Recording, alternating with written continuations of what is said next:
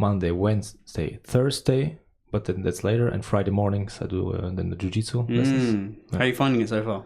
Huh? How are you finding it? Well, it's awesome. It's like it's amazing. It's really. I like the fact that everybody there is very respectful. Mm-hmm. Like it's not this macho kind of environment where people are just showing off and it's like young kids without too much testosterone and trying to get things out of their system. I'm gonna beat your ass.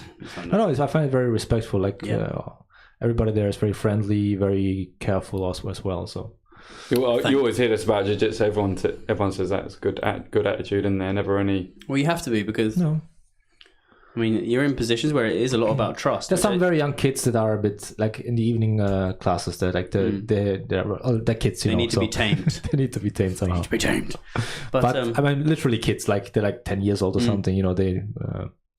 But besides that, I hear them say anyone with an attitude because you, if you don't do it and then you go and roll with someone and some small guy can, beat you up effectively, and if you've got the type of attitude that isn't going to put up with that, you won't come back, and that's why everyone in there has a good attitude because you're humbled from the start, exactly. Right. You should go in humble, and if you're not humble, then you will be humbled. You will be humbled instantly. Immediately. Instantly. That's why I haven't gone. And it's not, I think get that massive ego. I think the very first lesson is strangle him tonight.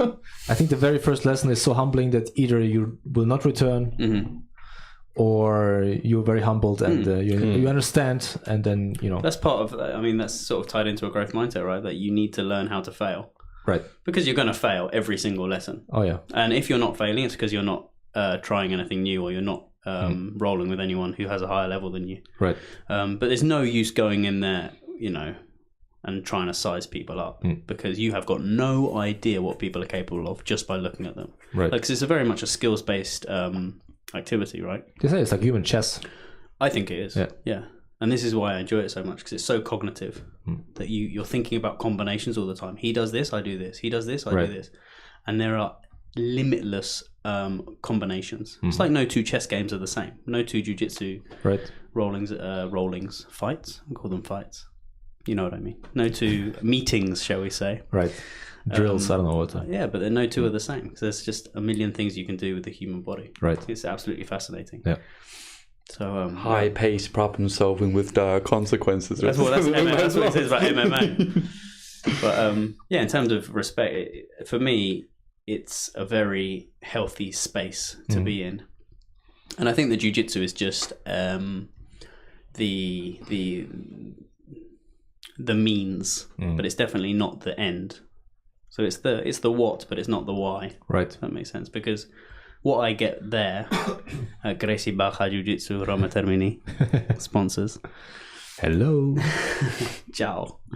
What I get there is a group of very very decent human beings, number one. And I can learn a lot. And I'm not talking about jiu-jitsu. I can learn a lot from them about how they handle themselves, how they carry themselves, how they treat each other, and also about how you treat yourself in terms of discipline and order, and how you react to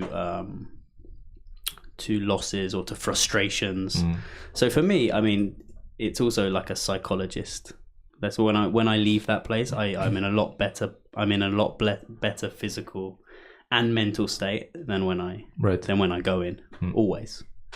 So yeah, I feel very very privileged to have found this group. Oh yeah, totally.